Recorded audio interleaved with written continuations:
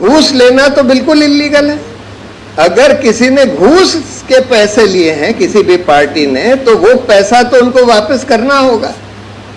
तो इसलिए हम लोगों ने कॉमन कॉज और centre for public interest litigation ने एक नई पिटीशन फाइल करी है, जिसकी सुनवाई अब जल्दी ही होगी, जिसमें हमने ये मांग करी है कि एक स्पेशल इन्वेस्टिगेशन टीम का गठन किया जाए, क्योंकि इसका इन्वेस्टिगेशन सीबीआई, ईडी वगैरह तो कर नहीं सकते, वो लोग तो खुद ही इस घोटाले में शामिल है।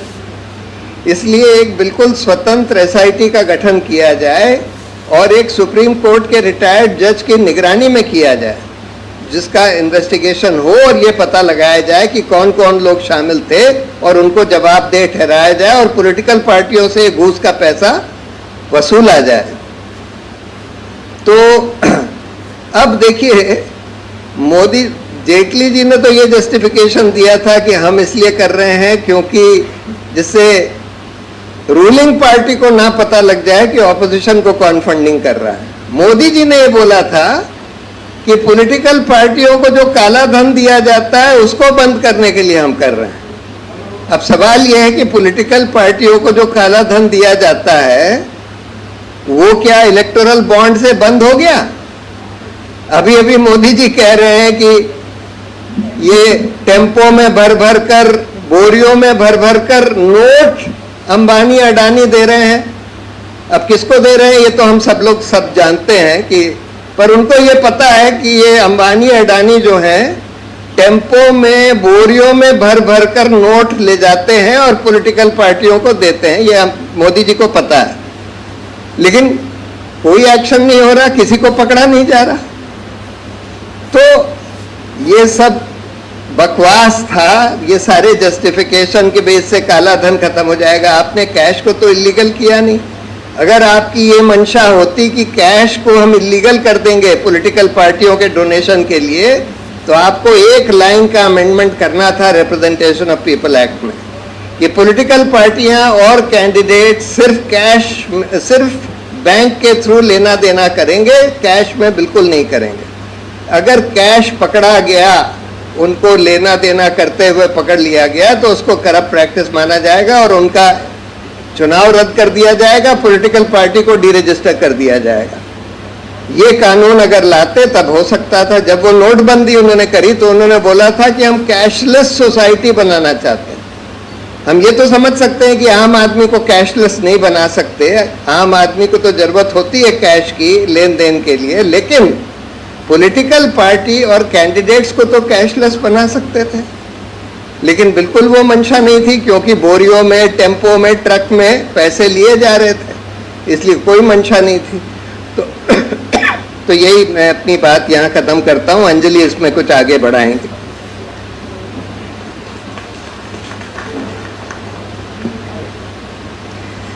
जो इलेक्टोरल बॉन्ड्स की जजमेंट आई है वो लोगों के सूचना के अधिकार की जीत है।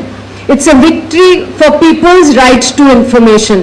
सुप्रीम कोर्ट ने बेसिकली अपनी जजमेंट में यही कहा है कि जब कंपनियां किसी पॉलिटिकल पार्टी को पैसे देती हैं तो वो जनहित के लिए नहीं देती हैं, वो अपने हित के लिए देती हैं पॉलिटिकल पार्टी को पैसे, जिसे कि क्विड प्रो को कहा गया है। और यही सुप्रीम कोर्ट ने कहा कि जब हम लोग वोट करने के लिए जाते हैं तो अगर हमारे सामने जो पार्टीज खड़ी हैं, हमें ये नहीं पता कि किस कंपनी ने किस पॉलिटिकल पार्टी को पैसे दिए हैं, तो हम अपना वोट एक इन्फॉर्म्ड तरीके से कास्ट नहीं कर सकते, क्योंकि हम नहीं जान सकते कि कौन सी पार्टी किसके लिए काम करेगी अगर वो सत्ता में आई तो ये जो जजमेंट आई है, इसमें सुप्रीम कोर्ट ने दो मुख्यतर बातें कही। पहली चीज कि इलेक्टोरल बॉन्ड्स को बैन कर दिया जाए। इलेक्टोरल बॉन्ड्स और नहीं बिक सकते क्योंकि ये गैर संविधानिक हैं। अनुच्छेद 19(1)(a) article 19(1)(a) of the constitution को ये वायलेट करते हैं, इसलिए इलेक्टोरल बॉन्ड्स को बंद कर दिया गया।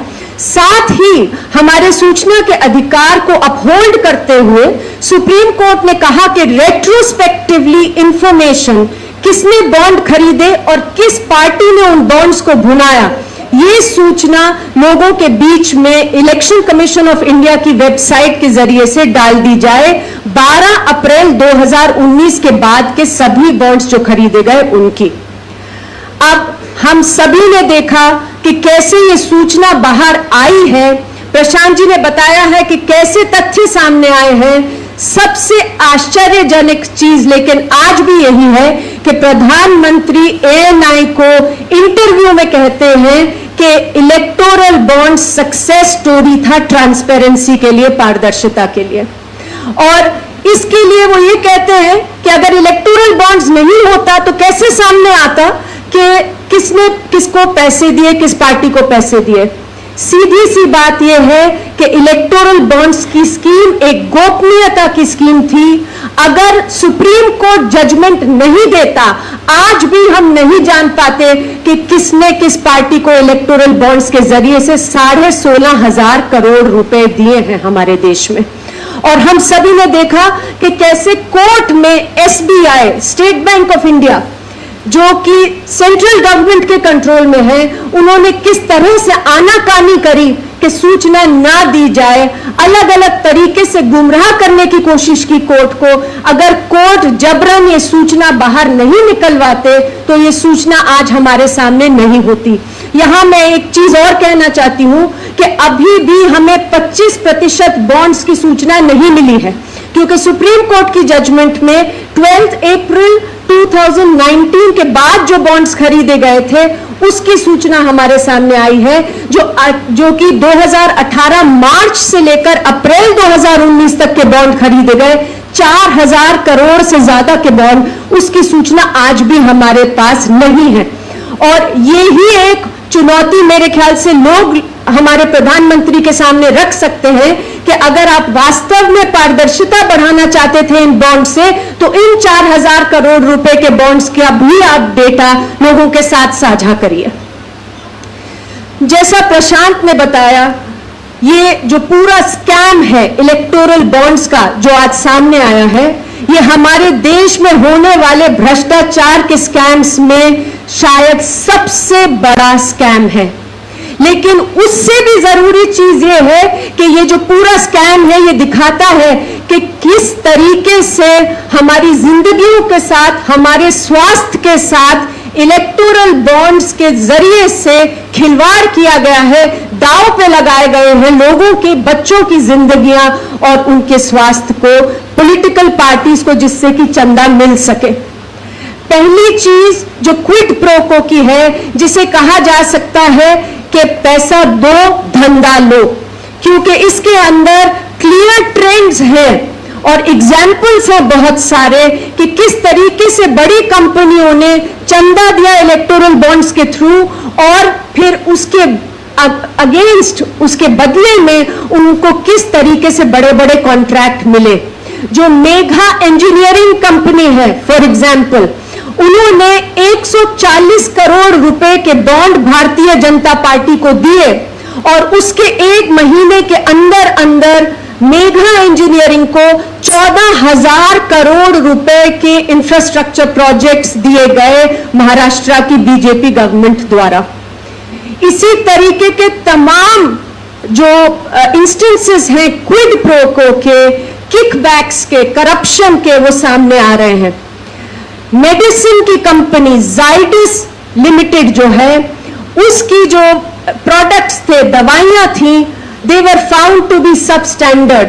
बिहार के रेगुलेटर ने कहा कि ये जो दवाइयां हैं ये खतरनाक है, इसलिए इनके खिलाफ एक्शन होना चाहिए, रेगुलेटरी एक्शन होना चाहिए। जाइडस की फैक्ट्रीज गुजरात में है। जाइडस ने पैसे दिए भारतीय जनता पार्टी को और उनके खिलाफ गुजरात के रेगुलेटर ने कोई एक्शन नहीं लिया। उनकी दवाइयां लगातार बिकती रही हैं मार्केट में। इस तरीके से हम तमाम चीजें देख रहे हैं। जाइडस एक कंपनी है, ऐसी दसियों कंपनियां हैं जिन्होंने रेगुलरली पैसे दिए हैं इलेक्टोरल बॉन्ड्स के जरिए से। अब हमें बार बार ये जुमला बताया जाता है कि भ्रष्टाचार मुक्त हो गया है हमारा देश, भ्रष्टाचार मुक्त भारत है। भ्रष्टाचार तो अब नाम के वास्ते भी नहीं रहा हमारे देश में, लेकिन ये जो सारी सूचना सामने निकल के आई है, ये यही दिखा रही है कि कैसे पर्दे के पीछे भ्रष्टाचार चलता रहा है और उसे एक लीगल जामा पहनाया गया इलेक्टोरल बॉन्ड्स के जरिए से, जिससे कि ये कहते जाएं कि हम पर्दे के सामने कहते जाएं कि भ्रष्टाचार नहीं है, लेकिन पीछे ये सारा काम चलता रहे। एक्सटॉर्शन की बात प्रशांत ने कही। देखिए, हमारे सामने जो डेटा अब आया है इलेक्टोरल बॉन्ड्स का, ये दिखा रहा है कि किस तरीके से ईडी, सीबीआई, आईटी डिपार्टमेंट के रेड्स जब चल रहे थे, इन्वेस्टिगेशंस जब चल रही थी, उस दौरान कंपनीज ने जिनके ऊपर रेड हो रहे थे, उन्होंने इलेक्टोरल बॉन्ड से भारतीय जनता पार्टी जो सेंटर में पावर में है, उनको पैसे दिए। अब प्रधानमंत्री ने फिर बार बार अपनी इंटरव्यूज में ये कहा है कि हमें तो केवल 40% के करीब पैसे मिले उन कंपनियों से, बाकी ऐसी कंपनियां जिन पे ईडी के रेड चल रहे हैं, सीबीआई के, उन्होंने तो बाकी पार्टीज को पैसे दिए। सीधी सी बात है, बाकी पार्टीज को पैसे दिए होंगे, उसके ऊपर इन्वेस्टिगेशन होनी है कि क्विड प्रो क्वो क्या था, लेकिन यहां पर तो सीधा जो केस है वो एक्सटॉर्शन का बनता है या वॉशिंग मशीन का बनता है कि क्या ऐसा हो रहा था कि वो कंपनियां वॉशिंग मशीन में जाना चाहती थी, इसलिए उन्होंने पैसे दिए भारतीय जनता पार्टी को। ये सीधी सी बात हो गई कि अगर मेरे खिलाफ किसी पुलिस थाने में शिकायत है, मैं वहां जाकर पैसे क्यों दूंगी?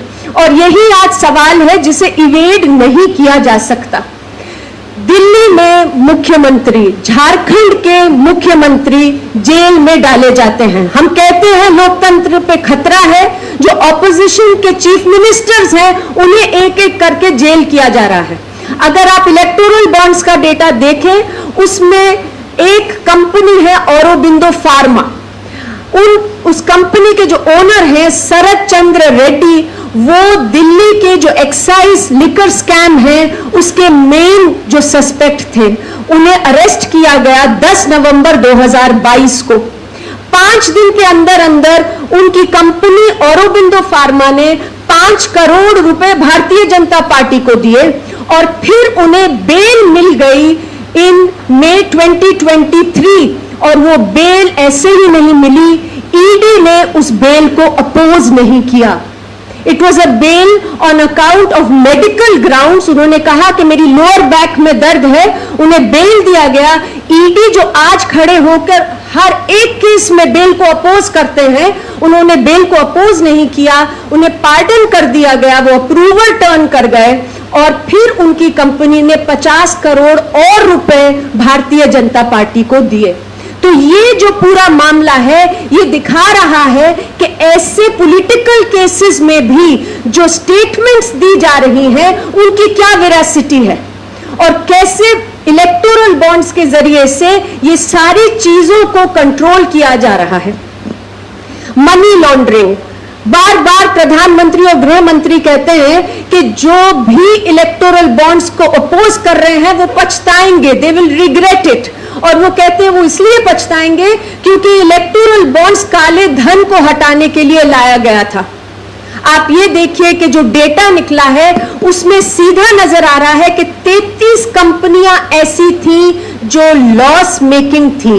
उनकी जो लॉसेस थे 7 साल के एग्रीगेट नेट लॉसेस कुछ कम नहीं थे, 1 लाख करोड़ के लॉसेस थे उन 33 कंपनी के।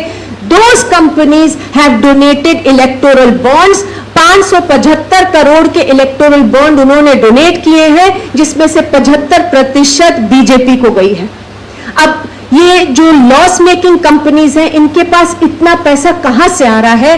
बड़ा सवाल ये उठता है कि क्या ये फ्रंट्स के जैसे एक्ट कर रही थी कंपनियां, या ये अपने प्रॉफिट लॉसेस को फज कर रही थी, all of which could potentially be money laundering. तो ये मनी लॉन्ड्रिंग, काला धन जो हटाने की बार बार बात करते हैं, आरबीआई ने, ईसीआई ने कहा था कि जब इलेक्टोरल बॉन्ड्स आने वाले थे, ये स्कीम मत लाइए, इससे तो काला धन बढ़ जाएगा। उसके बावजूद ये स्कीम लाई गई। और आज जब ये डेटा सामने आया है, इसमें नजर आ रहा है कि किस तरह से इलेक्टोरल बॉन्ड्स का इस्तेमाल पोटेंशियली मनी लॉन्ड्रिंग के लिए लगातार हो रहा था। रेगुलेटरी इनएक्शन के भी केसेस इसमें हैं। कंपनीज एक्ट कहता है कि कोई कंपनी अगर 3 साल पहले सेटअप ना हुई हो तो वो पैसे नहीं दे सकती किसी पॉलिटिकल पार्टी को। 20 ऐसी कंपनियां इधर हैं जिन्होंने 100 करोड़ से ज्यादा इलेक्टोरल बॉन्ड्स दिए हैं, जो 2 महीने पहले सेटअप हुई, 4 महीने पहले सेटअप हुई, 3 साल से कम अवधि तक वो सेटअप हुई। तो ये साफ हमारे सामने नजर आ रहा है कि किस लेवल का घोटाला हुआ है। इसमें किकबैक्स है, इसमें भ्रष्टाचार है, इसमें मनी लॉन्ड्रिंग है, इसमें रेगुलेटरी इनएक्शन है।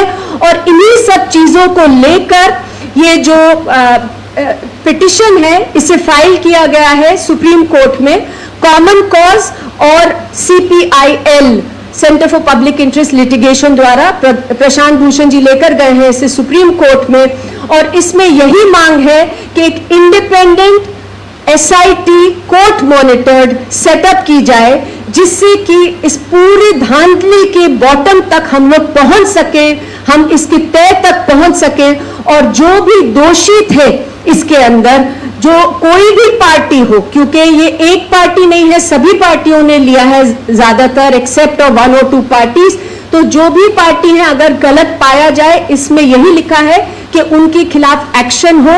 और जो भारतीय जनता पार्टी जो कि सेंटर पे रूल कर रही थी, जिसने lion share of the electoral bonds पाया, उनकी भी चीजें इसके अंदर प्रॉपरली इंडिपेंडेंटली इन्वेस्टिगेट होनी चाहिए।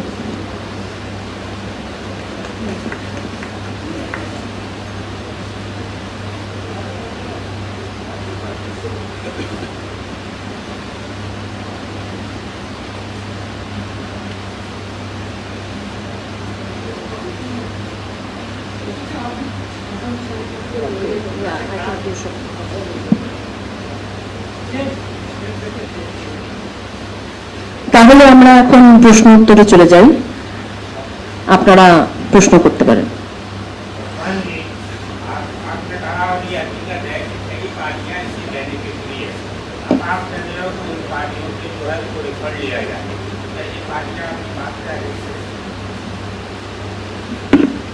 ये तो मुझे पता नहीं, मतलब ज्यादातर पार्टियां तो नहीं एग्री करेंगी ऑब्वियसली। जिसने अगर उसका घूस का पैसा लिया है वो क्यों एग्री करेगा। हम तो कोर्ट से कह रहे हैं कि भाई ये तो प्रोसीड्स ऑफ क्राइम है, ये पैसा तो जो प्रोसीड्स ऑफ क्राइम है वो पैसा तो उनसे वापस लिया जाए। ये ठीक है कि आपने अभी नहीं आदेश दिया, क्योंकि अभी ये नहीं प्रूव हुआ था कि ये प्रोसीड ऑफ क्राइम है, लेकिन अब तो ये दिख रहा है प्राइमा फेसी कि इसमें से काफी सारा पैसा नहीं, मैं ये नहीं कह रहा हूं कि इलेक्टोरल बॉन्ड का सारा पैसा घूस के ही लिए दिया गया, लेकिन उसका 50% से ज्यादा पैसा ऐसा लग रहा है कि घूस के लिए ही दिया गया। और जो पैसा इन्वेस्टिगेशन के बाद प्रूव होता है कि ये घूस के लिए दिया गया, वो पैसा तो उनको वापस उनसे वसूला जाना चाहिए ना, क्योंकि वो तो प्रोसीड्स ऑफ क्राइम है।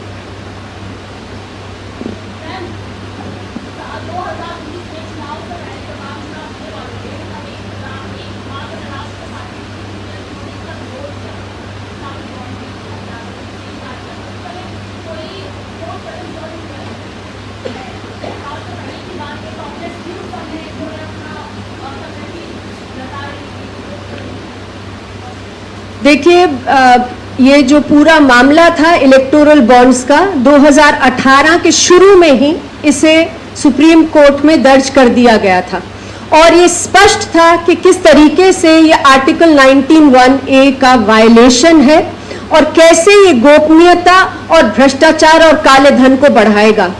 Unfortunately, while we are celebrating the Supreme Court judgment, जबकि हम सुप्रीम कोर्ट की जजमेंट को वेलकम करते हैं, सेमिनल जजमेंट है, लेकिन ये बड़ा सवाल और बड़े दुख की बात है कि ये जजमेंट आने में इतने साल लगे।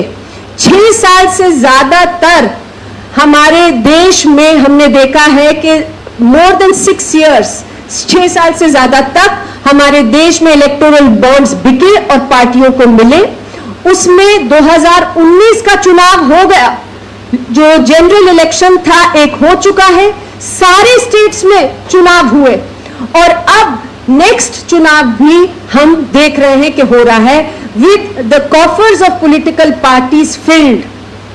16,500 करोड़ रुपए पार्टियों के पास पहुंच चुके हैं और बहुत बार ये सवाल आता है कि 16,500 करोड़ से तो बहुत ज्यादा पैसे लेती हैं पॉलिटिकल पार्टीज, पर ये जो एक जरिया बना legal way of taking money anonymously, आप ये समझिए कितना सिग्निफिकेंट है, क्योंकि भारतीय जनता पार्टी की अगर आप डिक्लेयर्ड इनकम को देखेंगे फॉर 22-23 तो उसके अंदर से 54% of their declared income came from electoral bonds. BJD की अगर आप देखेंगे 100% of their declared income has come from electoral bonds. तो इसका बहुत जम के इस्तेमाल हुआ है जो नहीं होना चाहिए था।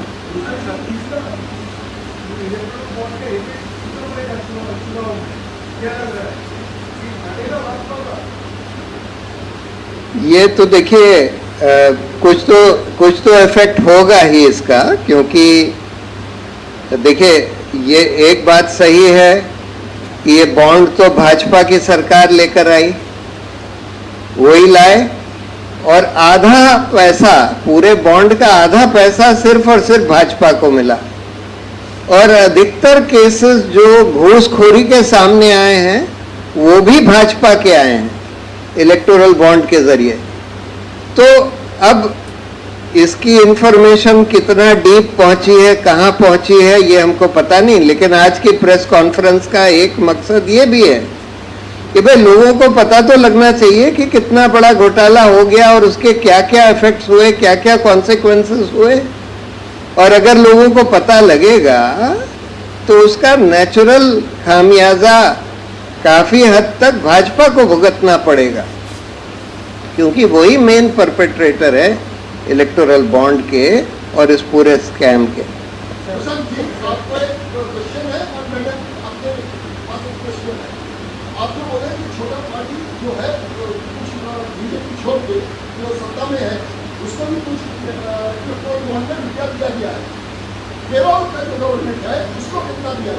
नहीं, केरल का गवर्नमेंट तो सीपीएम का है ना। सीपीएम ने तो शुरू में ही मना कर दिया था, उन्होंने तो कोर्ट में पिटीशन फाइल करी चैलेंज करने के लिए कि हम इलेक्टोरल बॉन्ड की कॉन्स्टिट्यूशनल वैलिडिटी को चैलेंज कर रहे हैं। सीपीएम ने एक पैसा भी नहीं लिया, लेकिन इसका आधा पैसा भाजपा को मिला और आधा पैसा उन पार्टियों को मिला सीपीएम को छोड़कर जो अलग अलग राज्य में राज्य सरकारें चला रही थी। जैसे कांग्रेस को मिला 1000 करोड़ से ज्यादा, तृणमूल कांग्रेस को मिला 1300 करोड़ के करीब, बीजेडी को मिला कितना 1000 करोड़ शायद करीब 1000 करोड़ बीजेडी को भी मिला। वो सब माइनिंग कंपनीज से जिनको क्लियरेंसेस वगैरह लेनी होती है राज्य सरकार से। उसके अलावा वो जो बीआरएस है उनको भी मिला, वो मेगा इंजीनियरिंग जिसका अंजलि ने जिक्र किया, उन्होंने काफी सारा पैसा बीआरएस को भी दिया क्योंकि उनसे भी खूब कॉन्ट्रैक्ट लिए। भाजपा से भी ले रहे थे कॉन्ट्रैक्ट, वो तेलंगाना सरकार से भी ले रहे थे, तो दोनों को पैसा दे रहे थे।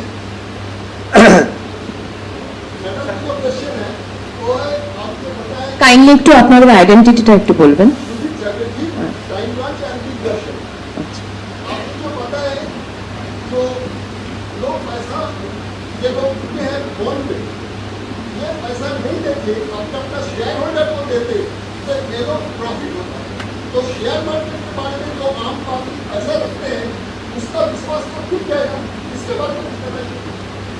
ये भी एक चीज था जिसमें जो सुप्रीम कोर्ट में इसके ऊपर पूरा चर्चा हुआ, क्योंकि इलेक्टोरल बॉन्ड्स एक ऐसा इंस्ट्रूमेंट लाया गया जो सभी लोगों को, सिटीजन्स को, उसने it kept in the dark about कौन पैसे दे रहा है और किस पार्टी को दे रहा है, including the share holders of the companies. और रेगुलेटर्स को भी नहीं मालूम था कि कौन किस पार्टी को कौन सी कंपनी कितना पैसा दे रही है। तो ये जो एक इंस्ट्रूमेंट था, इससे दो चीजें हुई, एक तो पूरी तरह से गोपनीयता हुई, लोगों का लॉस हुआ, including share holders of companies.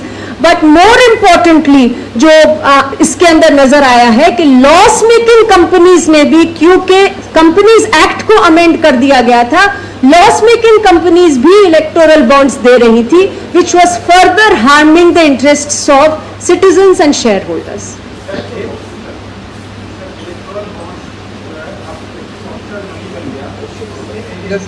Please identify yourself.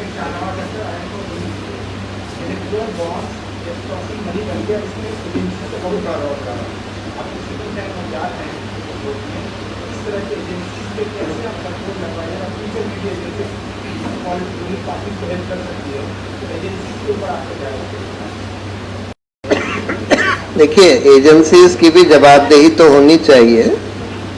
अगर वो घूस खोरी में पार्टिसिपेट करते हैं, एक्सटॉर्शन में पार्टिसिपेट करते हैं, तो उनके जिन लोगों ने पार्टिसिपेट किया उनको आइडेंटिफाई किया जाना चाहिए और उनको सख्त से सख्त सजा देनी चाहिए।